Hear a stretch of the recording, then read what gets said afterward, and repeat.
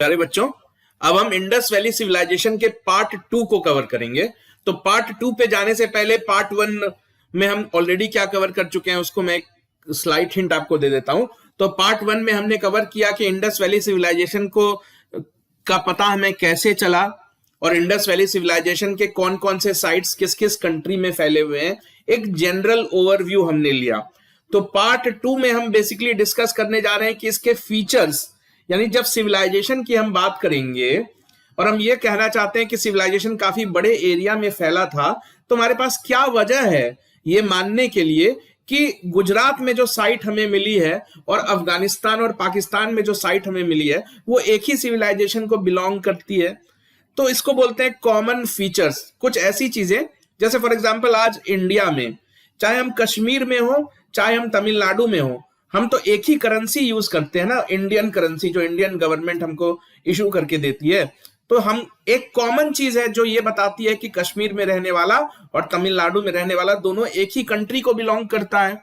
तो ऐसे ही कुछ कॉमन फीचर्स हमको देखने को मिले हैं जो कि इंडस वैली के अलग अलग साइट्स में कॉमन ही है। तो आइए हम एक एक करके इन सबको डिस्कस करते हैं। जो सबसे पहली फीचर हमको रिमार्केबल फीचर है वो है टाउन प्लानिंग की। टाउन प्लानिंग यानी शहर बसाने से पहले प्लानिंग करते थे ये लोग। ऐसा नहीं था कि जिसको जहां जगह मिली वहां पे आके अपना घर बसा लिया इन लोगों ने। तो जो बड़े बड़े शहरों में है ना, इनका एक बहुत ही रिमार्केबल फीचर ये देखने को मिलता है कि जनरली ये शहरों को दो हिस्सों में बांट देते थे। तो एक हिस्सा कहलाता था, जो बड़े बड़े शहरों में खास करके देखने को मिला है, तो एक हिस्सा कहलाता था सिटाडल। तो आप ये फोटो देखोगे तो आपको समझने में आसानी रहेगी। तो एक ऊंचाई वाला हिस्सा कहलाता था सिटाडल। तो सिटाडल बना होता था जैसे ईंटों के ढेर पे एक ऊंचाई पे जाके एक छोटा सा पोर्शन बनाते थे, उसको बोलते थे सिटाडल। और सिटाडल के नीचे होता था मेन शहर, यानी पूरा शहर जो है वो दो हिस्सों में बट जाएगा। एक तो बीच में या साइड में कहीं पे एक ऊंचाई वाला हिस्सा ये बना देंगे और बाकी नीचे निचले जगहों पे शहर बसाएंगे। जो नॉर्मल लोग होते हैं, कॉमन लोग होते हैं, वो रहेंगे। अब जो दोनों एरिया है सिटाडल और जो नॉर्मल सिटी एरिया है, दोनों को अलग करने के लिए, ये दिखाने के लिए कि दोनों अलग अलग हैं, चारों तरफ बाउंड्री वॉल दे दी जाती थी, दीवार बना दिए जाते थे। ठीक है, तो इस तरह की जो पोजिशनिंग थी, इस तरह की जो टाउन प्लानिंग थी, टाउन प्लानिंग क्या कि शहर को दो हिस्सों में बांट देना। तो बेसिकली सिटाडल जो है, सिटाडल का मतलब होता था कि यहाँ पे इंपॉर्टेंट लोग रहेंगे। राजा वगैरह तो नहीं होते थे उस टाइम। बेसिकली उस टाइम जो मर्चेंट्स होते थे या रिलीजियस पर्सनैलिटीज होती थी, उन्हीं का पूरे इस पे कंट्रोल चलता था। ठीक है, उस वक्त राजा वगैरह का कॉन्सेप्ट डेवलप नहीं हुआ था। तो कोई अगर अमीर बिजनेसमैन है या कोई अगर पूजा पाठ कराता है तो उसकी अहमियत सोसाइटी में बहुत ऊपर होती थी। तो ऐसे इंपॉर्टेंट लोगों का, कह लो कि ये वीआईपी लोगों का घर हुआ करता था। बाकी जो कॉमन सिटीजन्स थे वो दूसरे हिस्से में रहते थे। तो यही जो टाउन प्लानिंग का सिस्टम है, ये आपको बड़े बड़े शहरों में देखने को मिलेगा। ठीक, तो इसमें आपको मोहनजोदड़ो, हड़प्पा और कालीबंगन में ये सिस्टम आपको देखने को मिलेगा। मोहनजोदड़ो, हड़प्पा और कालीबंगन।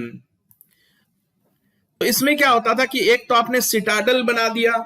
सिटाडल जो है वो पूरे शहर से छोटा होता था, क्योंकि यहां तो सिर्फ गिने चुने लोग रहते हैं ना, इंपॉर्टेंट लोग रहते हैं। तो ये साइज में थोड़ा छोटा हुआ करता था और जो नॉर्मल लोग होते थे, कॉमन सिटीजन्स होते थे, वो नीचे वाले पोर्शन में रहते थे। तो जो नॉर्मली जो नीचे वाला पोर्शन था ना, वो वेस्ट साइड में बना होता था। यानी एक सिटाडल यहाँ पे ये बना दिया इन्होंने वेस्ट साइड, इस तरफ बाकी शहर को बसा देते थे ये। अब यहाँ पे देखने वाली बात क्या है कि नॉर्मली जो शहर है वो दो हिस्सों में बटा होता था, लेकिन धोलावीरा का जो शहर था, इन लोगों ने बसाया था धोलावीरा का शहर, उसमें दो नहीं बल्कि 3 डिविजन्स बनाए थे। जो तीसरी डिवीजन है वो मानी जाती है कि मर्चेंट्स के लिए बनाई गई थी। एक तरफ वीआईपी रहेंगे, दूसरे तरफ मर्चेंट्स और तीसरे तरफ कॉमन सिटीजन्स। तो प्लीज आप ये एक्सेप्शन याद रखना, ये कई बार पूछा गया है कि किस अच्छे लेवल के एग्जाम्स में पूछा जाता है कि इंडस वैली सिविलाइजेशन के किस शहर को 3 हिस्सों में बांटा गया था। तो जनरली तो 2 ही हिस्सों में बांटा जाता था, लेकिन धोलावीरा के केस में इसको 3 हिस्सों में बांट दिया गया था। जो हाउसेस थे, जो घर थे, वो ग्रिड आयरन पैटर्न पे बसाए जाते थे। अब ये ग्रिड आयरन पैटर्न क्या होता है?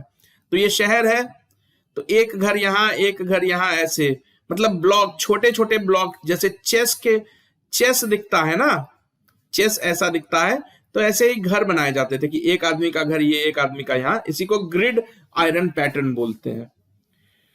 तो शहर कैसे बसाए जाते थे ये हमने सीख लिया। अब शहरों में सड़कें भी बनाई जाती थी, तो सड़क जो है वो राइट एंगल यानी 90 डिग्री के एंगल पे बसाए जाते थे, यानी एक सड़क ऐसे आ रही है तो दूसरी सड़क इसको ऐसे क्रॉस करेगी, बिल्कुल 90 डिग्री का एंगल।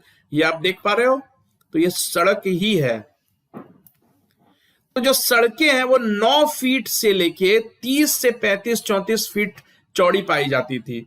तो इतनी चौड़ी सड़कों का होने का मतलब है कि उनके पास व्हीकल्स भी होते होंगे, गाड़ियां होती होंगी जिससे कि वो आते जाते हैं, ऐसा माना जाता है।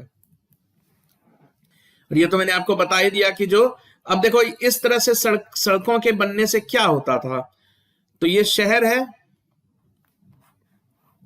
अब आप सड़कें अगर बनाओगे, एक सड़क ये हो गई, दूसरी सड़क ये हो गई, तो शहर तो ब्लॉक्स में बढ़ता चला गया ना, ये ब्लॉक 1, ये ब्लॉक 2, ये ब्लॉक 3, ये ब्लॉक 4। तो ऐसे जो बड़ा शहर था इन सड़कों के बनने की वजह से छोटे छोटे ब्लॉक्स में बट जाता था। तो जब खुदाई के दौरान कुछ ऐसे सबूत भी मिले हैं जिनसे ये पता चलता है कि सड़कों के किनारे पे लकड़ी के खंबे बनाए जाते थे, उन खंभों में दिए वगैरह जला के रख दिए जाते थे, बिल्कुल स्ट्रीट लाइट के जैसे होता था। तेल वाले दिए या मोमबत्ती वगैरह ये सब जला के छोड़ दिए जाते थे ताकि रात के वक्त सड़कों पे रोशनी रहे। तो लैंप पोस्ट का भी सिस्टम था। सोचो कितनी एडवांस्ड बात है ये उस जमाने के अकॉर्डिंग, ठीक।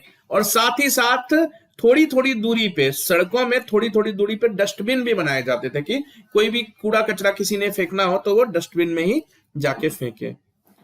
तो शहर बस गया, शहर में सड़कें बनने लगी। अब जो अगला अटेंशन इन्होंने दिया जिसके बारे में ये काफी फेमस है वो है ड्रेनेज सिस्टम, यानी घरों की गंदगी कैसे बाहर जाएगी, नाले वगैरह बनाते थे। तो ये नाले वगैरह काफी इलेबोरेटली इन्होंने बनाए, काफी बड़े पैमाने पे साफ सफाई का ये ध्यान रखते थे। तो हर घर का अपना एक अलग नाला होता था, यानी आप अपने घर की गंदगी एक गड्ढे में डालो, वो गड्ढा नाले से कनेक्टेड होता था और वो नाला सड़क के किनारे बह रहा होता था। तो यानी कि हर घर ने अपनी साफ सफाई का पूरा एक इलेबोरेट सिस्टम बसा रखा था। तो हर घर की एक नाली थी जो कनेक्ट हो जाती थी मेन ड्रेनेज से जाके। और ये जो इनके ड्रेनेज थे, जो आजकल की नालियां आप देखोगे तो पूरी बदबू से भरी रहती हैं, खुली होती हैं, ठीक है, लेकिन उस जमाने में ये लोग साफ सफाई का काफी ख्याल रखते थे। तो नालियों को जो है ना ईंटों से ढक देते थे। ये काफी इलेबोरेट इन्होंने अपना ड्रेनेज सिस्टम बसा रखा था। ये देखो ये नाला ही है, नाले को इन लोगों ने ईंटों से ढक रखा है। और जगह जगह पे ये मेन होल देख रहे हो, तो नालों के बगल में ये गड्ढे बना देते थे, तो इससे नालों को सफाई करने में आसानी रहती थी, क्योंकि नाले कभी कभी जाम भी हो जाते हैं। तो रेगुलर इंटरवल पे, थोड़ी थोड़ी दूरी पे नालों को सफाई रखने के लिए उनके पास में गड्ढे बना दिए जाते थे, जैसे मेन होल्स होते हैं ना आज, गटर का ढक्कन खोल के लोग अंदर जाते हैं, गटर को साफ करते हैं, तो कुछ वैसा ही सिस्टम इन लोगों ने बना रखा था। अब एक अद्भुत बात यह है कि आज हम मॉडर्न बाथरूम यूज करते हैं, कमोड यूज करते हैं, जो सिरामिक से बनी हुई होती है लैट्रिन, वो यूज करते हैं। तो ऐसी ही एक सीट लैट्रिन मिली है मोहनजोदड़ो में।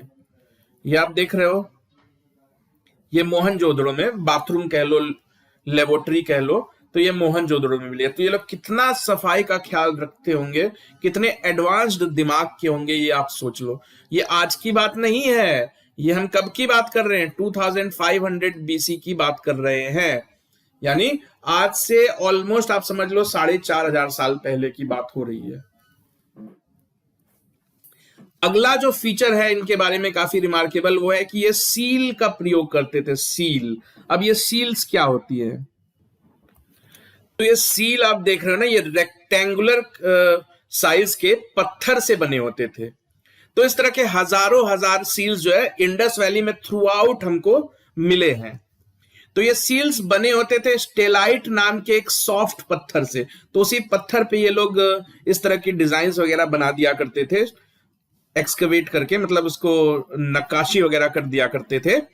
तो सील्स जनरली तो जो होते थे वो पत्थर के बने होते थे, स्टेलाइट के, लेकिन कुछ कुछ सील्स हाथी के दांत यानी आइवरी और सोने के भी बने हुए मिले हैं, ठीक है ना। तो इन सील्स का मेन पर्पस क्या होता था?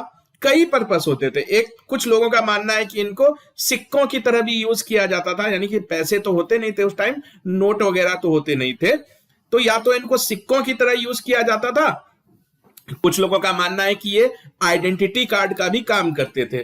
फॉर एग्जाम्पल, अगर आपने इंडस वैली से जहाज में भर के कोई सामान भेजा, मेसोपोटामिया भेजा, तो क्या सबूत है कि सामान कहां से आ रहा है, किसका है? तो इस तरह सील्स भेजी जाती थी।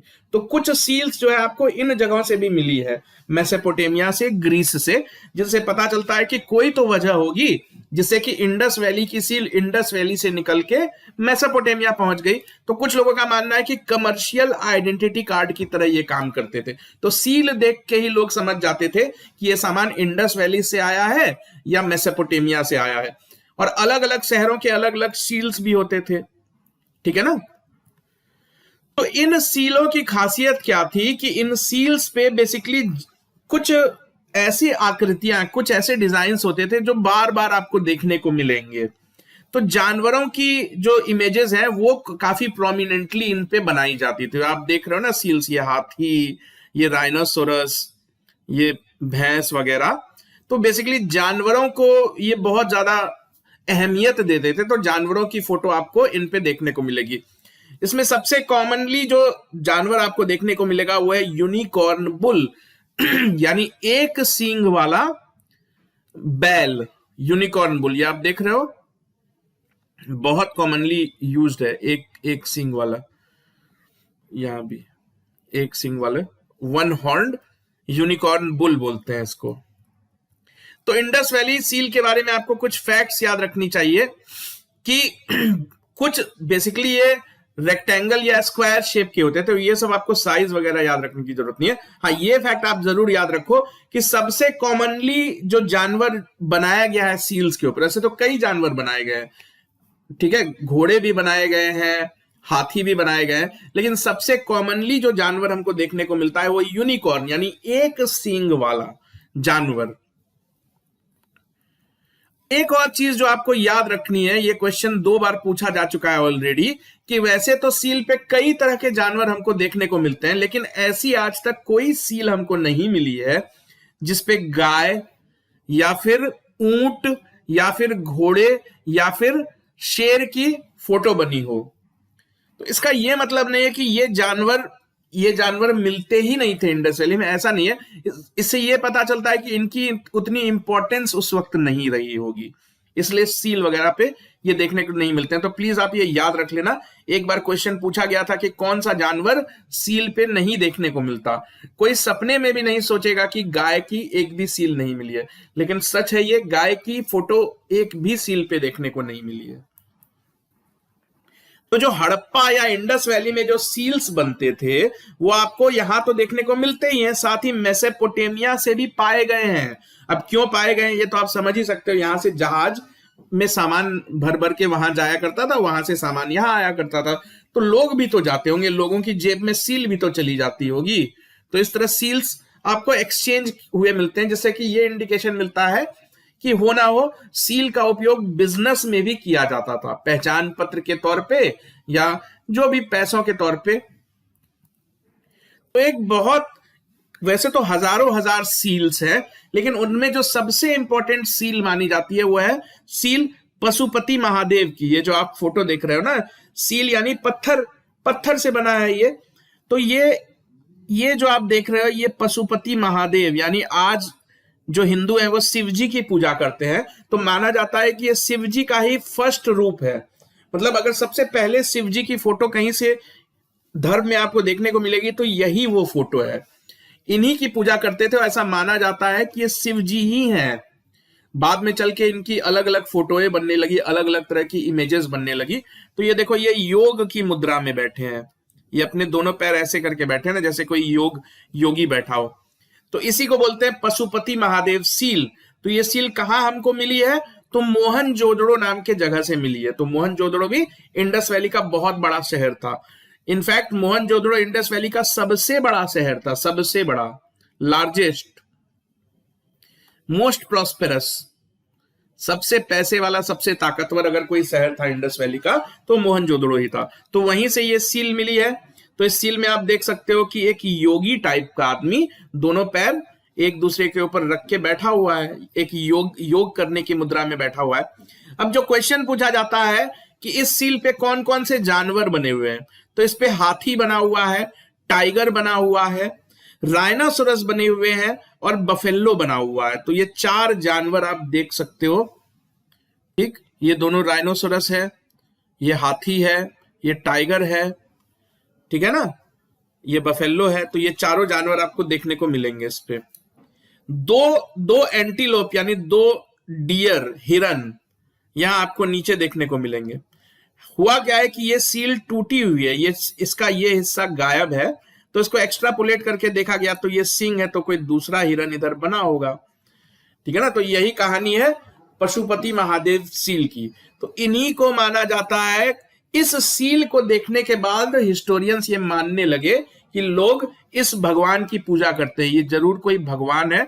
और बहुत सोचने समझने के बाद लोगों की समझ में आया कि ये कोई और नहीं बल्कि भगवान शिव की ही फोटो है, ठीक है ना। इसीलिए इसको नाम दिया गया पशुपति महादेव, क्योंकि शिव जी का एक नाम महादेव भी है। अब यहाँ पे जो महादेव है हमारे, वो 3 सर वाले, 3 सर पे इनके 3 सिंह बने हुए हैं, इसलिए कहा गया 3 हॉर्न। तो अब बात करते हैं स्टैंडर्ड वेट्स एंड मेजरमेंट की। तो स्टैंडर्ड वेट एंड मेजरमेंट, जैसे कि आज हम 1 किलो चीनी खरीदने जाएंगे तो हमको पता है कि 1 किलो का क्या मतलब होता है। अब 1 किलो चीनी कोई आगरा में खरीदे या 1 किलो चीनी कोई जाके ग्वालियर में खरीदे, ठीक है ना, तो दोनों 1 किलो का मतलब एक ही होता है। आपको जाके बोलना होता है मुझे 1 किलो चीनी दो। तो स्टैंडर्ड बने होते हैं ना कि 1 किलो का क्या मतलब होगा। तो इंडस वैली सिविलाइजेशन के लोग भी स्टैंडर्ड वेट यूज करते थे। अब ये स्टैंडर्ड वेट पत्थर से बना लिए जाते थे। तो स्टैंडर्ड वेट से ये पता चलता है कि कोई एक सेंट्रल अथॉरिटी तो होगी ना जो ये सब चीजें डिसाइड करती होगी। कोई तो डिसाइड करता होगा कि टाउन प्लानिंग कैसे होगी, स्टैंडर्ड वेट कैसे बनेंगे, सील्स कैसे बनेंगे। तो इसीलिए ये सब सिविलाइजेशन के लक्षण है। तो ये जो स्टैंडर्ड वेट्स बने होते थे वो बेसिकली पत्थर से बना लेते थे ये लोग। तो ये पूरे अलग अलग जगहों पे आपको देखने को मिलेगा। तो ये देखो अलग अलग वेट के पत्थर हैं, ये स्टैंडर्ड है। तो तौलने के लिए इनका यूज किया जाता था। कुछ तो पत्थर होते थे, कुछ सील होते थे, कुछ मोती होते थे, मोती से आप काउंट कर सकते हो, या फिर स्टोन के ब्लेड। तो इन सब चीजों का यूज होता था नापने तौलने के लिए, बिजनेस के लिए, सामान खरीदने बेचने के लिए। कपड़ा खरीदोगे तो ब्लेड तो चाहिए, स्केल तो चाहिए आपको। तो ये सारी चीजें इन लोगों ने पत्थर से बना रखी थी। तो किस तरह के पत्थर यूज करते थे? तो लाइमस्टोन, स्टेलाइट जिससे कि सील्स बनते थे। स्टेलाइट बेसिकली बहुत ही सॉफ्ट किस्म का पत्थर होता है। और ज्यादातर जो इनके वेट थे वो क्यूबिकल शेप के होते थे। आप देख रहे हो ना क्यूबिकल शेप। यहां पे आपको एक चीज नोट करनी है कि ये जो अपना तौलने का सिस्टम यूज करते थे वो 16 के मल्टीपल पे आधारित होता था। हम जो आज करते हैं वो 10 के सिस्टम पे आधारित है। 100 ग्राम या फिर 1 किलो, 1 किलो में होता है 1000 ग्राम। तो ये सब क्या है? ये सब 10 के मल्टीपल है ना, या 1 क्विंटल या 1 टन। लेकिन ये लोग 16 का मल्टीपल यूज करते थे। तो उस वक्त तो ग्राम, किलोग्राम इस तरह की चीज नहीं थी, तो इन्होंने अपना खुद का बना रखा था। तो साइंटिस्ट ने इस चीज को देखा कि अगर ये 16 है, 16 ग्राम तो नहीं कह सकते उस वक्त, कुछ और, अगर इसको 16 यूनिट मान लिया जाए तो पत्थर जो है सारे 16 के ही मल्टीपल में निकलते थे। तो या तो अगर इसको 16 माना जाए तो ये 32 निकल रहा है, ये 48 निकल रहा है, तो सब 16 के ही मल्टीपल देखने को मिलते हैं। ये बहुत इंपॉर्टेंट फैक्ट है वेट्स एंड मेजरमेंट में। तो ये तो हो गया तौलना। लंबाई नापने के लिए इन्होंने ब्लेड और स्केल्स वगैरह बना रखे थे। तो इनकी जो स्टैंडर्ड लंबाई थी वो 13.2 इंचेस की हुआ करती थी, या फिर एक क्यूबिट बोलते हैं उसको 20.6 इंचेस की। खैर ये सब आपको याद रखने की जरूरत नहीं है। हाँ, ये आप जरूर याद रखना, मल्टीपल ऑफ 16 वाली बात आप याद रखोगे। तो इस तरह से standard weight and measurement use किया करते थे ये लोग। तो काफी एडवांस थे। ये लोग मेटल भी यूज करने में एक्सपर्ट हो गए थे। तो कुछ फैक्ट्स आपको मेटल्स के बारे में याद रखना है इन लोगों के बारे में, कि सबसे पहले जो मेटल इन्होंने यूज करना स्टार्ट किया इंडस वैली में वो सिल्वर था। सिल्वर यानी चांदी, ठीक है। हड़प्पन सिविलाइजेशन को ब्रॉन्ज एज सिविलाइजेशन भी बोलते हैं। तो ब्रॉन्ज एज सिविलाइजेशन क्यों बोलते हैं? क्योंकि सबसे कॉमनली यूज्ड मेटल अगर कोई है, इन्होंने जो सबसे कॉमन मेटल कोई यूज किया था तो वो ब्रॉन्ज ही था। तो ब्रॉन्ज उस वक्त का मेन मेटल था जो ये यूज करते थे। ब्रॉन्ज के साथ साथ कॉपर भी यूज करते थे, ठीक है ना। तो कॉपर और ब्रॉन्ज को मिला के इन लोगों ने कई मतलब अलॉयज बनाए, और यही दो सबसे कॉमनली यूज्ड मेटल है। ब्रॉन्ज, तो ब्रॉन्ज सबसे कॉमनली यूज्ड मेटल था, उसमें कॉपर मिला के ये लोग अलग अलग अलॉयज बनाते थे, और इन्हीं से ये अपने बर्तन, छोटे मोटे हथियार, एग्रीकल्चर के टूल्स, इस तरह की चीजें बनाते थे। तो अगर मेटल आएगा तो आप समझ ही रहे हो कि आपकी सिविलाइजेशन कितनी एडवांस्ड हो जाएगी। पत्थर वत्थर को यूज करने से अच्छा है मेटल यूज करना। हाँ, एक और चीज जो काफी चौंकाने वाली है या याद रखने वाली है कि सिल्वर तो यूज कर रहे हैं ये लोग, कॉपर यूज कर रहे हैं, ब्रॉन्ज यूज कर रहे हैं, यहां तक कि सोना भी यूज किया इन लोगों ने, गोल्ड भी, गोल्ड के सबूत भी मिले, गोल्ड के सील्स भी मिले हैं, ठीक है। लेकिन आयरन, लोहे से बनी कोई सामान हमको नहीं मिला है। इस पूरे सिविलाइजेशन में लोहे से बना कोई सामान मिला नहीं है।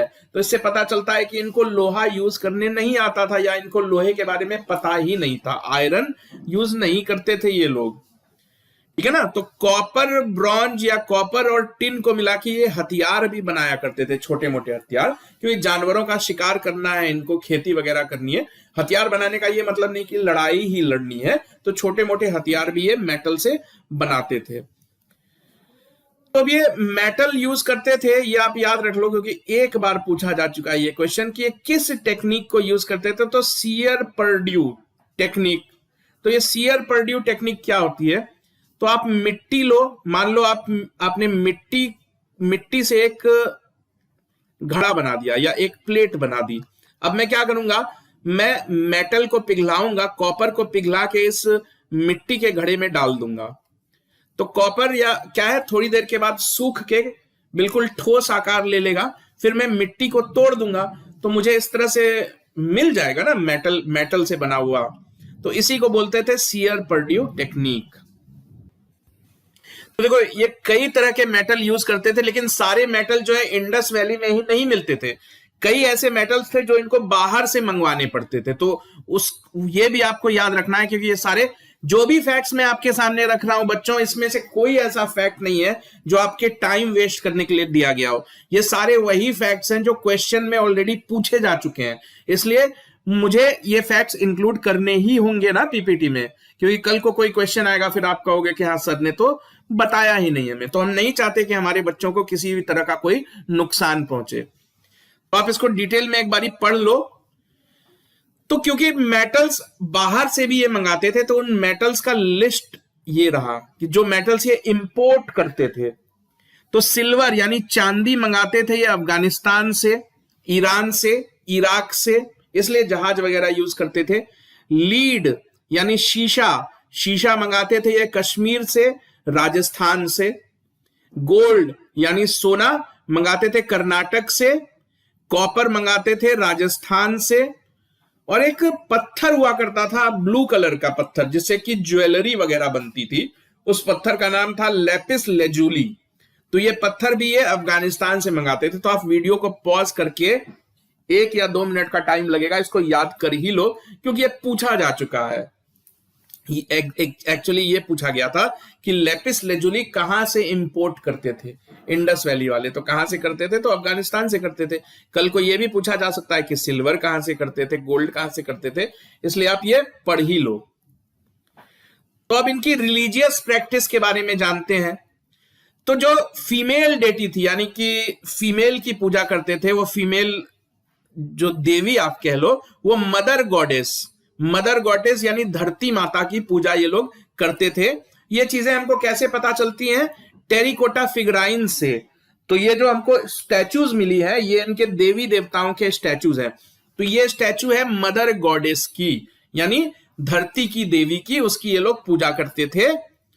और देवता की बात करें, ये तो देवी है, अगर देवता की बात करें तो वो हमने सील देखा था ना थोड़ी देर पहले पशुपति महादेव का, जिनको कि शिवजी ही माना जाता है, शिवजी का सबसे पहला स्वरूप। धीरे धीरे शिवजी के बदलते बदलते कई तरह की फोटोज, कई तरह की इमेजेस बन गई जिनकी आज हम पूजा करते हैं। उस वक्त जो पहली डिपिक्शन शिवजी की थी वो पशुपति महादेव पे ही हमको देखने को मिलती है। तो पशुपति महादेव की भी पूजा ये लोग करते थे। तो पशुपति महादेव जो योग की मुद्रा में बैठे हुए हैं, ये हमारे पशुपति महादेव, ये सील है, सील को पढ़ के ही पता चलता है क्या इनकी भी पूजा करते थे। इंडस वैली सभ्यता के जो लोग हैं वो नेचर की भी पूजा करते थे, तो तभी तो मदर गॉडेस की पूजा करते थे ना। तो अलग अलग जो नेचुरल फोर्सेस होते हैं या अलग अलग जो जीव जंतु होते हैं उनकी भी पूजा करते थे ये। तो पेड़ों में ये पीपल के पेड़ की पूजा करते थे, पीपल के पेड़ की पूजा। तो ये हमको कैसे देख पता चलता है, ये सील देख के पता चलता है ये पीपल का ही पेड़ है। और साथ ही साथ कुछ जानवरों की भी पूजा करते थे, जैसे कबूतर, पिजन और बैल यानी बुल, इन जानवरों की पूजा। ये सब कैसे हमको पता, सब सील में देखने से मिलता है। ठीक है, सील को देख के ऑब्जर्व करके ये बात समझ में आती है। इंडस वैली के जो लोग हैं ना वो आत्माओं और भूत प्रेत में भी यकीन करते थे, और उसके लिए कुछ टोने टोटके और ताबीज भी अपने बॉडी पे पहनते थे, क्योंकि कुछ ऐसी सील्स मिली हैं जिसमें लोग पूजा पाठ टाइप की चीज कर रहे हैं और अपने हाथ पे टोने टोटके वगैरह पहन रखे हैं। इसलिए हमको ये सारी चीजें डिटेल में इनके बारे में कंफर्मली पता चल जाती है। तो अब आइए जानते हैं कि इंडस वैली सिविलाइजेशन के लोगों का बाहर के लोगों से क्या संपर्क था। इतना तो हम जान ही चुके हैं कि जो इंडस वैली में बने सील्स हैं, सामान है, वो हमको बाहर के देशों में, खास करके मेसोपोटामिया और ग्रीस जैसे जगहों से बरामद हुए हैं। तो आखिर इनका रिश्ता क्या था आपस में? तो इंडस वैली सिविलाइजेशन के लोग थे जो, इनका वेस्ट एशिया और सेंट्रल एशिया के कंट्रीज से, West Asia, Central Asia, Iraq, Kuwait, Syria, आज मतलब इस तरह के, ईरान, इस तरह के जगहों पे यहां के बने सामान पाए गए हैं। जो इंडस वैली के लोग सील बनाते थे, जो टेराकोटा की मूर्तियां बनाते थे, ये सारी चीजें वहां पाई गई हैं।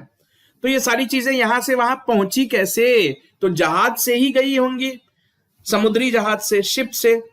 तो दो जगह को हिस्टोरियंस ने आइडेंटिफाई किया है जो कि पोर्ट का काम करती थी।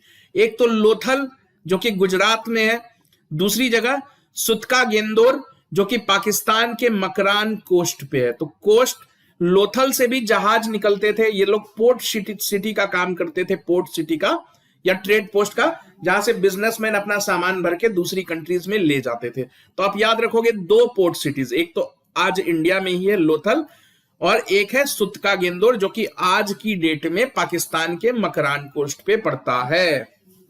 ठीक है, तो इसी जहाज से होके ये लोग जाते थे सेंट्रल और वेस्ट एशिया, पर्शियन गल्फ को क्रॉस करवर के। तो ये तो हो गया जहाज का आना जाना। और भी कई ऐसी चीजें मिली हैं जिससे पता चलता है कि इंडस वैली सिविलाइजेशन के लोगों ने काफी कुछ सिखाया बाहर के लोगों को। जो बाहर के लोग हैं उन्होंने इंडस वैली सिविलाइजेशन को कॉपी किया। तो जो यहाँ के इंडस वैली के वेट्स एंड मेजर हैं, जो ये जिस वजन को ये लोग यूज करते थे, सेम एग्जैक्टली वही वजन बेबीलोन में भी मिले हैं। बेबीलोन इराक में है। तो आज अगर आपके देश का बना हुआ 1 किलो का बटखरा अगर फ्रांस में मिलने लगे तो ये नॉर्मल बात है क्या? फ्रांस का तो अपना सिस्टम होगा ना। इसका यही तो मतलब है कि फ्रांस और इंडिया में कांटेक्ट रहा होगा। तो ठीक वही बात है कि इंडस वैली सिविलाइजेशन के लोग जो वेट एंड मेजरमेंट यूज करते थे, वही मेजरमेंट, एग्जैक्ट वही वेट हमको बेबीलोन इराक में देखने को मिलता है। जैसी ड्रेनेज सिस्टम इंडस वैली के लोगों ने बना रखी थी, वही हूबहू वैसी ही ड्रेनेज सिस्टम, यानी ब्रिक वगैरह से ढक देना, रेक्टेंगुलर नालियां वगैरह बनाना, यही सिस्टम हमको इराक के तल अस्मार नाम के जगह पे देखने को मिलता है। तो इससे यही पता चलता है कि मेसोपोटामिया, आज हम इसको इराक के नाम से जानते हैं, उस वक्त ये मेसोपोटामियन सभ्यता कहलाती थी। तो यानी कि मेसोपोटामियन सभ्यता के लोग इंडस वैली के सभ्यता के लोगों से बहुत अच्छा रिलेशन रखते थे। बहुत दोनों में क्लोज एक्सचेंज होता था, बिजनेस का, कल्चर का, रिलीजन का भी एक्सचेंज हुआ। ये देखो, तो जो सुमेर जो यहाँ के इराक के देवी देवता थे, उस सुमेर भी इराक में ही है, तो सुमेर में जो एक देवता की पूजा की जाती थी उनका नाम था गिलगमेश। तो गिलगमेश और उनके दो लायन यानी दो शेर बने हुए, तो ऐसी मूर्तियां मोहनजोदड़ो में भी देखने को मिली है। आज भी गिलगमेश भगवान की पूजा की जाती है इराक में। ठीक, तो वही देवी देवता की मूर्तियां हमको मोहनजोदड़ो में भी देखने को मिली। तो इससे तो ये साफ साफ साबित होता है ना कि इंडस वैली सिविलाइजेशन के लोग बाहर भी आया जाया करते थे। पूरी दुनिया तो नहीं कह सकते, लेकिन मेसोपोटामिया और ग्रीस के बारे में हम कन्फर्म है कि ये लोग वहां आया जाया करते थे। एक और जबरदस्त बात है कि कॉटन जो है सबसे पहली बार इंडस वैली के लोगों ने ही उगाई थी। कॉटन जिससे कपड़े बनते हैं, कपास, ये बहुत इंपॉर्टेंट बात है। ठीक, तो इसी कॉटन के बने कपड़े जो इंडस वैली में कॉटन उपजते थे, इंडस वैली में बनाए गए कपड़े थे, ये हमको सुमेर से मिले हैं। सुमेर यानी इराक यानी उस वक्त का मेसोपोटामिया। और मेसोपोटामिया की किताबों में लिखा हुआ है कि वो लोग कॉटन लेने के लिए यानी कॉटन से बने सामान लेने के लिए अपने जहाज लेके मेलुहा नाम की जगह पे आते थे। तो हिस्टोरियंस का मानना है कि ये मेलुहा और कुछ नहीं बल्कि इंडस वैली का ही पुराना नाम है। तो ये आप याद रखोगे, बहुत इंपॉर्टेंट फैक्ट है कि इंडस वैली को एंशिएंट टाइम में क्या बोलते थे। जैसे इराक को आज हम इराक बोलते हैं, उस वक्त मेसोपोटामिया बोलते थे। तो आज हम इसको इंडस वैली बोलते हैं, तो उस वक्त क्या बोलते थे? उस वक्त मेलुहा बोलते थे। ये हमको कैसे पता? क्योंकि मेसोपोटामिया के लोगों ने अपनी किताबों में लिखा है कि हम लोग मेलुहा जाते थे और वहां से कॉटन के बने कपड़े लाते थे अपने देश के लिए। तो आइए अब थोड़ा बहुत इनके बरियल प्रैक्टिसेस के बारे में जान ले। बरियल प्रैक्टिसेस यानी कि जब लोग मर जाते थे, लोगों की डेथ हो जाती थी, तो उनकी डेड बॉडी को कैसे ये लोग डिस्पोज करते थे। तो जो सिमेट्रीज कह लो यानी कि कब्रिस्तान वगैरह कह लो, तो सिमेट्रीज कि उस वक्त दफनाते थे लोगों को, जलाने का उतना ज्यादा प्रचलन था नहीं, तो दफना दिया जाता था। तो सिमेट्रीज यानी कब्रिस्तान जो है बनाए जाते थे शहर से थोड़ी ही दूर पर, मतलब ऐसा नहीं कि शहर से बहुत दूर। तो शहर की जैसे ही बाउंड्री खत्म होती थी, क्योंकि शहर जो है उनके चारों तरफ दीवार बने होते थे, वॉल्ड सिटीज होती थी, तो बाउंड्री के बाहर ही कब्रिस्तान बना दिए जाते थे। तो कुछ चीजें जो आप नोट कर लो, अगर आप चाहते हो कि पढ़ो तो ऐसे पढ़ो कि सीधा टॉप ही करो, ठीक है ना, बीच का रास्ता मत अपनाओ। अगर मेहनत कर ही रहे हो तो टॉप करने के ही सोचो। तो ये सारे क्वेश्चंस इसलिए इंक्लूड किए गए हैं क्योंकि किसी ना किसी एग्जाम में पूछे गए हैं, तो फैक्ट बाय फैक्ट हम इसको याद करेंगे। तो जो बॉडी ये दफनाते थे वो जनरली नॉर्थ साउथ डायरेक्शन में अपनाते थे, ये दफनाते थे, यानी कि सर नॉर्थ की तरफ, पैर साउथ की तरफ। ठीक, कुछ जगहों पे ऐसा देखा गया है कि जो कब्रिस्तान है, पूरे कब्रिस्तान को जो है पहले तो कब्रिस्तान में बॉडी को दफना दिया गया, उसके बाद उसको ईंटों से ढक दिया जाता था, जो मिट्टी की बनी ईंटें होती है उनसे। ये आप देख रहे हो, तो ये देखने को मिलता है कालीबंगन में। तो ये क्वेश्चन पूछा गया है कि इंडस वैली के किस साइट पे ब्रिक लेड सीमेंट्री मिली है। ब्रिक लेड सीमेंट्री यानी कि पत्थर ईंटों से ढकी हुई कब्रिस्तान हमको देखने को मिली, तो ये कालीबंगन में मिली है हमको। ठीक है, हम पार्ट 3 में हर सिटी को डिटेल में डिस्कस करेंगे कि किस सिटी में क्या देखने को मिला, बट यहां पे हम एक डिटेल्ड ओवरव्यू ले रहे हैं। तो इस तरह की सिमेट्री, पत्थर से ढकी हुई सिमेट्री, पत्थर नहीं मतलब ब्रिक्स से ढकी हुई सिमेट्री हमको कालीबंगन में मिली है। लोथल में एक अजीब चीज मिली है। जो लोथल है गुजरात में, जहां से जहाज आया जाया करते थे, तो वहां पे हमको ज्यादातर कब्रिस्तानों में, ज्यादातर कब्रों में देखने को मिला है कि एक मेल और एक फीमेल को एक साथ दफनाया गया। शायद ये पति पत्नी होते होंगे। तो ये आप देख रहे हो, एक कब्र में एक ही इंसान को होना चाहिए ना, लेकिन यहां देखो, यहां दो दो इंसान है, पति पत्नी। तो ये कहां पे हुआ? तो ये लोथल में हुआ है। ठीक, तो ये आप मेन पॉइंट्स याद रख लोगे जहां पे कुछ अजीब चीज हुई है। कालीबंगन में क्या हुआ? ईंटों से ढकी हुई, ब्रिक्स से ढकी हुई कब्रिस्तान हमको देखने को मिली। लोथल में क्या हुआ? एक मेल और एक फीमेल हमको एक साथ दफनाए हुए मिलते हैं। एक और सबसे अजीब चीज है, देखो बाकी सब जगह तो लोगों को दफनाया जा रहा था, दफनाने का मतलब होता है कि मर गए, उनको मिट्टी में डाल के मिट्टी ऊपर से डाल दी। लेकिन सुरको तादा जो गुजरात में, वहां पे हमको जलाने की सिस्टम देखने के लिए मिलता है। यानी लोगों को दफनाया नहीं गया, बल्कि उनको जला के उनके जो अवशेष बचे, जो उनकी बॉडी से ऐश मिली, उनको एक पॉट में डाल के, एक घड़े में डाल के उस घड़े को दफना दिया जाता था। ये रहा वो घड़ा। ठीक, तो ये हमको सुरको टाड़ा में देखने को मिलता है। तो ये देखो, ये सुरको टाड़ा में मिला हुआ घड़ा है। इंसान के चेहरे की फोटो यहाँ पे इन लोगों ने बना दी। इसके अंदर जो बॉडी जल गई है, बॉडी को जलाने के बाद जो मिट्टी बचती है वो इसके अंदर डाल के दफना देते थे ये लोग। अब आते हैं इनके रिटन स्क्रिप्ट्स के बारे में, यानी कि कैसे लिखते थे, इनकी राइटिंग स्टाइल क्या थी। जैसे आज हम हिंदी में लिखते हैं, इंग्लिश में लिखते हैं, तो ये आप पढ़ रहे हो तो ये GRAPHI, ये क्या है? ये अल्फाबेट है ना, तो ये एक स्टैंडर्ड अल्फाबेट है ना। तो उस वक्त इनकी स्क्रिप्ट और स्टैंडर्ड अल्फाबेट क्या थी देख लेते हैं। तो ये लोग जो लिखने का सिस्टम यूज करते थे वो बेसिकली इमेज बेस्ड होती थी, यानी तस्वीरों के माध्यम से। जैसे सील पे हमने फोटोज वगैरह देखी, यानी लिखना नहीं होता था, फोटो बना के ही अपनी बात कहनी होती थी। तो जो फोटो या पिक्चर्स बना देते थे उनका स्टैंडर्ड मतलब होता था। तो मछली बना दिया तो मछली का मतलब मछली होगा, ये जरूरी नहीं है। हो सकता है कि मछली का मतलब ये हो कि आप एक बिजनेसमैन हो या आप एक राजा हो, राजा का सिंबल। तो हर सिंबल का एक खास मतलब होता था। तो ये सिंबल ज्यादातर बर्ड्स, फिश और तरह तरह के लोगों को डिपिक्ट करके बनाए जाते थे। ये याद रखने वाली बात है कि सबसे कॉमनली यूज सिंबल जो है मछली की है, फिश सिंबल की ही है। और ज्यादातर ये जो सिंबल्स वगैरह है इनका पता हमको सील्स से चलता है, क्योंकि सील पे जो दिख रहा है वो लिखा गया है ना, वो कुछ लिखने की कोशिश की गई है ना, तो वहीं से हम स्क्रिप्ट के बारे में डिटेल में पता लगाते हैं। तो सबसे ज्यादा जो सिंबल यूज किया गया है वो है फिश का सिंबल, ये आप याद रखोगे। एक और इंटरेस्टिंग चीज है कि एक साइन बोर्ड मिला है। ये देखो साइन बोर्ड, ये आप देख रहे हो, ये पत्थर का बना हुआ साइन बोर्ड मिला। उस साइन बोर्ड में 10 सिंबल बने हुए हैं, 1 2 3 4 5 6 7 8 9 10 सिंबल बने हुए थे। ये कहां मिला? धोलावीरा में।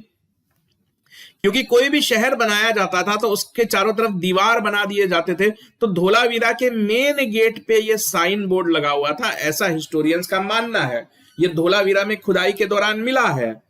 तो ये देखो, ये सिंबल्स है जो उसमें बनाए गए थे। तो ये आप याद रखोगे, इसको बोलते हैं दुनिया का पहला साइन बोर्ड है ये। शायद ये लिखा हो कि वेलकम टू धोलावीरा, धोलावीरा में आपका स्वागत है। इन्होंने अपने लैंग्वेज में लिख रखा हो, चाहे जो भी हो, इसको दुनिया का पहला साइन बोर्ड का दर्जा प्राप्त है। कहां मिला है ये? धोलावीरा में। देखो कितने गर्व की बात है। तो अब इनके इकोनॉमिक एक्टिविटीज की बात कर ले कि ये कैसे अपना जीवन चलाते थे, क्या पैसा कहां से लाते थे, कैसे जीते थे ये लोग।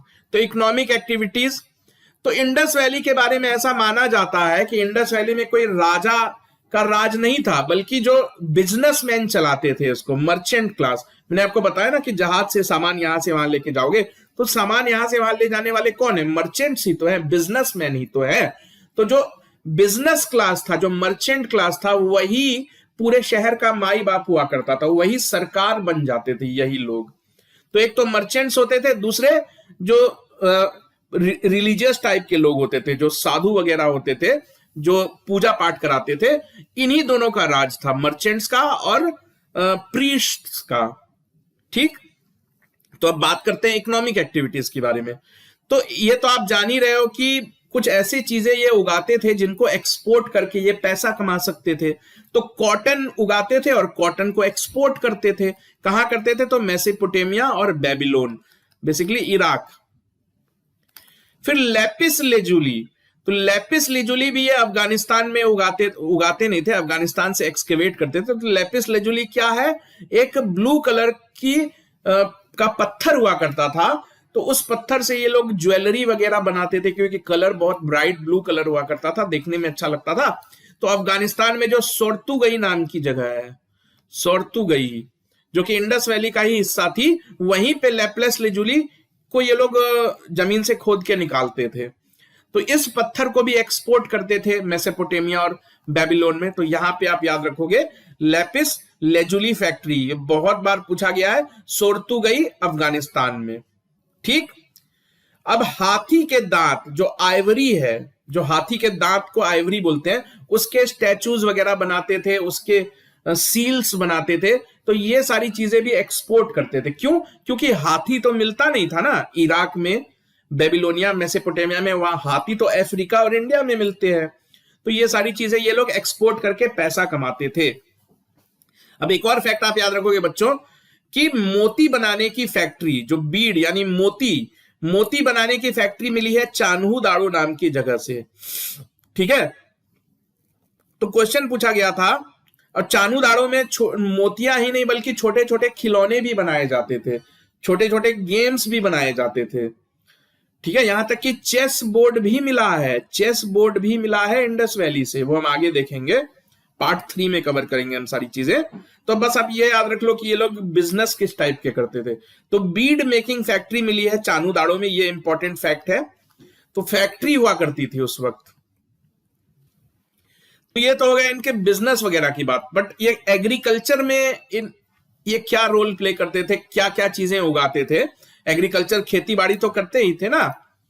तो जो ज्यादातर विलेजेस या शहर बसाए जाते थे वो नदी के किनारे बसाए जाते थे, क्योंकि पीने के लिए पानी चाहिए, और अगर आप कुछ उगाना चाहते हो, कुछ एग्रीकल्चरल एक्टिविटी करना चाहते हो, क्रॉप्स वगैरह उगाना चाहते हो, तो उसके लिए भी पानी चाहिए। तो उतनी बड़ी मात्रा में पानी कहां से मिलेगा? तो नदी से ही मिलेगा। तो ज्यादातर जो हड़प्पन विलेजेस या टाउन्स हमको देखने को मिलती हैं वो नदी के किनारे ही बनी हुई हैं, जिससे कि एग्रीकल्चर में सपोर्ट मिलता था इनको। और ये भी आप जान लो कि ये जो एग्रीकल्चर था इनका बहुत प्रॉस्पेरस था, जितनी जरूरत होती थी ना उससे ज्यादा ही अनाज उपजा लिया करते थे ये लोग। तो हड़प्पा में और मोहनजोदड़ो में हमको ग्रेनरीज मिली हैं जहां पे अनाज को स्टोर किया जाता था। तो अनाज को तभी स्टोर करोगे ना जब जरूरत से ज्यादा अनाज आप उगा रहे हो। तो काफी प्रॉस्पेरस थी इनकी एग्रीकल्चर, काफी वेल डेवलप्ड थी। ठीक, तो अब ये क्या क्या उगाते थे? तो वीट, बार्ली, ये दो चीजें आप याद रख लो। ये दो चीजें मेहरगढ़ में भी उगाई जाती थी। मेहरगढ़ यानी मेहरगढ़ के लोग यही दो चीज प्रोमिनेंटली खाते थे, वीट, बार्ली। तो जब ये लोग इंडस वैली में आ गए तो इंडस वैली में भी इन्होंने यही सिस्टम कंटिन्यू रखा, वीट और बार्ली।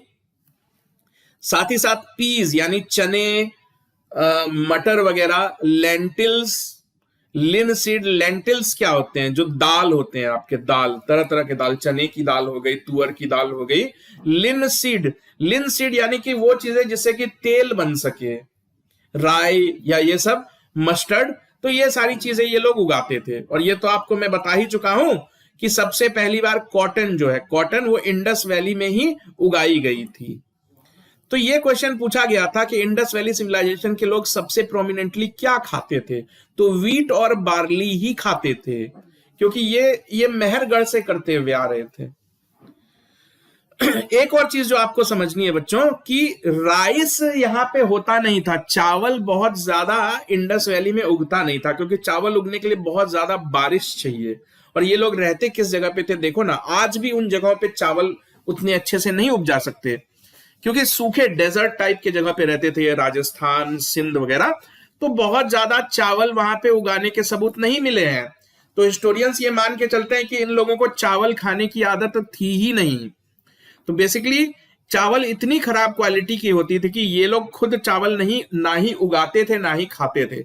तो चावल क्या है? वो खुद से उग जाती है, एक जंगली घास है। आज देखो खेती क्या है, पहले मनुष्यों ने देखा कि कौन कौन से घास अपने आप उग जाते हैं भगवान की दया से। उनमें से कुछ घास खाने लायक थी।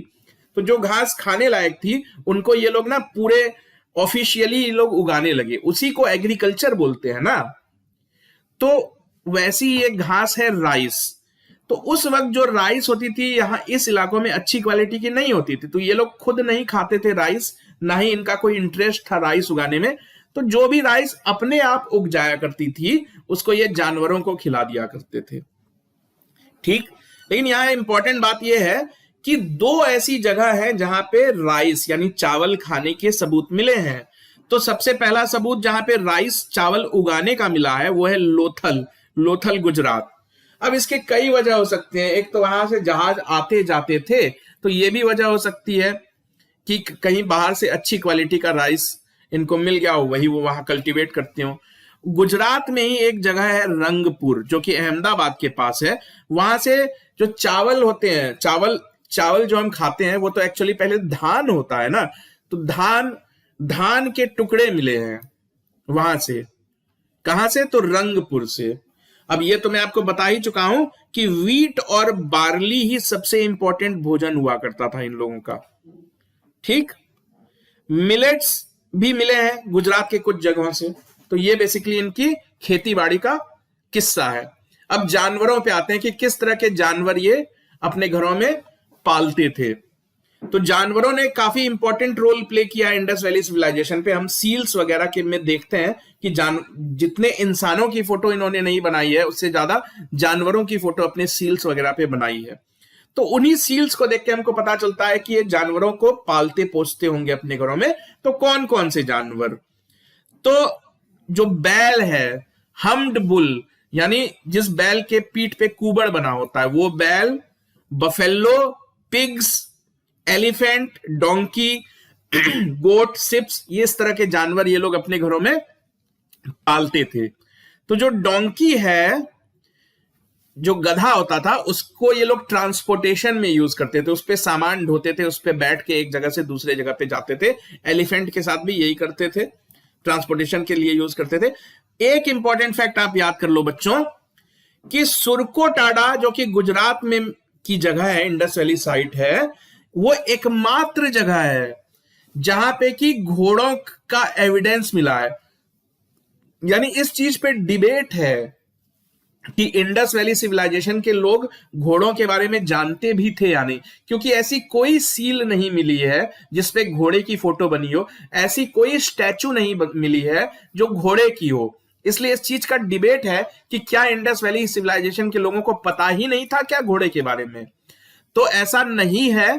सुरकोटाडा नाम की जगह है गुजरात में, जहां से घोड़े के बोन्स मिले हैं और बर्न्ट एसेज मिली, यानी उनके जले हुए शरीर का टुकड़ा मिला है।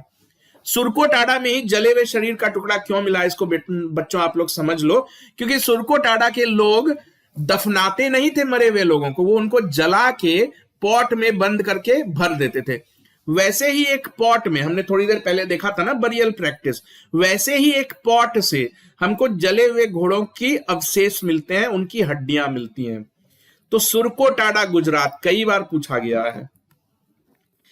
अब देखो राइनोसोरस जो आज इंडिया में सिर्फ असम में मिलता है, उस वक्त इंडस वैली में राइनोसोरस हुआ करते थे। तो राइनोसोरस के अवशेष हमको अमरी से मिले हैं। तो अमरी आज जो है वो सिंध पाकिस्तान का हिस्सा है। आज वहां पे राइनोसोरस नहीं मिलते हैं, लेकिन आज से 4000 साल पहले राइनोसोरस होते थे वहां पे। तो एलिफेंट, राइनोसोरस और टाइगर, ये तीन ऐसे जानवर हैं जो कि उस वक्त तो इंडस वैली सिविलाइजेशन में पाए जाते थे, लेकिन अब नहीं पाए जाते हैं। ना अब एलिफेंट मिलते हैं, ना पाकिस्तान में एलिफेंट है, ना पाकिस्तान में राइनोसोरस है, ना पाकिस्तान में टाइगर है। ठीक, तो अब ये सब भले ही एक्सटिंक्ट हो गए, लेकिन उस वक्त पाए जाते थे। और एलिफेंट की तो बहुत ही ज्यादा वैल्यू थी, क्योंकि एलिफेंट के हाथी के दांत काफी वैल्यूएबल होते हैं। तो उन हाथी को मार के ये लोग उसके दांत से स्टैचू वगैरह बनाते थे, सील्स बनाते थे और उनको एक्सपोर्ट भी कर दिया करते थे। तो ये थी कहानी इंडस वैली की। इंडस वैली के लोग कैसा जीवन जीते थे, कैसे पैसे कमाते थे, क्या उनकी फिलॉसफी थी, कैसे अपने पूर्वजों को दफनाते थे। तो हमने पार्ट 2 में ये सारी चीजें कवर की। पार्ट 3 में हम इंडस वैली सिविलाइजेशन के जो बड़े बड़े टाउन्स हैं उनको डिटेल में कवर करेंगे कि किस टाउन से हमको क्या चीजें मिली है।